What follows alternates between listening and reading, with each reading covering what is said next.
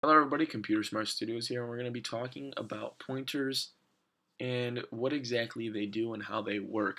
Now, when I was starting CS, you really get caught up on the idea of pointers. A lot of people did, I know, and this really affected people in my class when we're doing projects. It really affected their grade. It took them longer to complete projects just because we had this new thing, this new tool, and nobody really um, knew what it was. So I want to kind of guide you guys to explain what exactly is a pointer.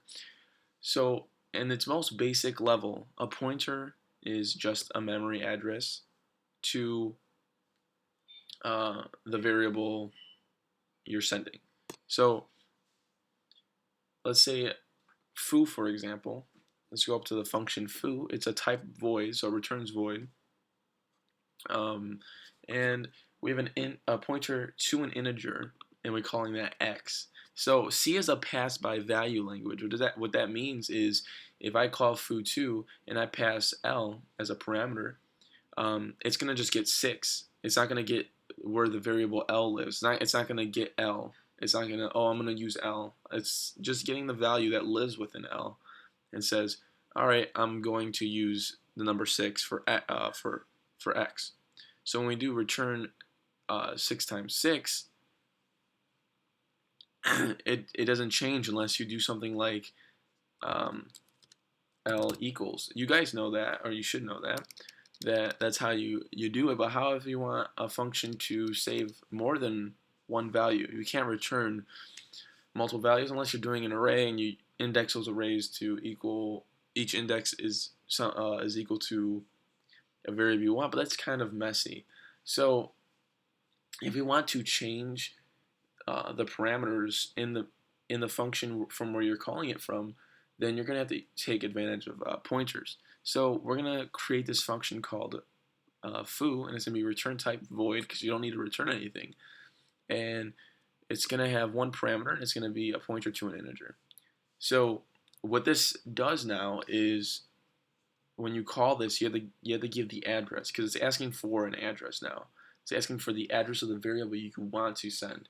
So you want to send it L. So to really send it the variable L, not the value, we have to not trick C, but we have to change C's idea of pass by value. So we have to do pass by reference.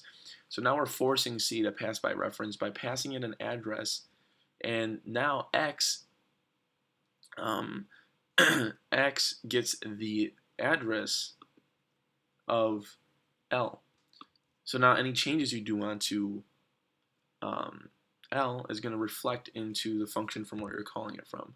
So int foo2, so let's just print int fin2 so I can just prove my point real quick.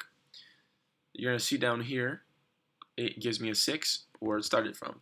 So once we pass by reference L to foo, let's see what happens. We get 12 now. So I hope this gives you a general idea. Oh, also, once you have int star and you want to change the value and manipulate the value, you now have to incorporate star x when you're doing these changes to x. So the reason why I do star x is because you're going to be referring to the value within x and not the address of x, because right now int star is an I know they use asterisks as a dereference and reference, so it gets kind of confusing. But basically, when you're manipulating a value, generally you want to use a star. Um, this is just a beginner's video, so don't get too mixed up on when I use double stars. When you use a triple star, you should rarely use a triple star, by the way.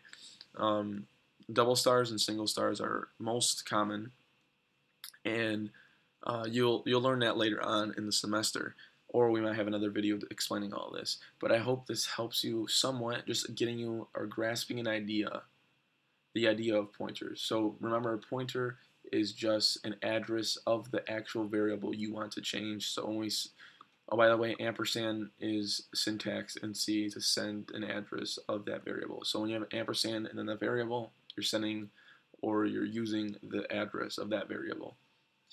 And I hope this helps. If it does, give me a thumbs up. If it doesn't, give me a thumbs down. Tell me what I can do better. And have a good one.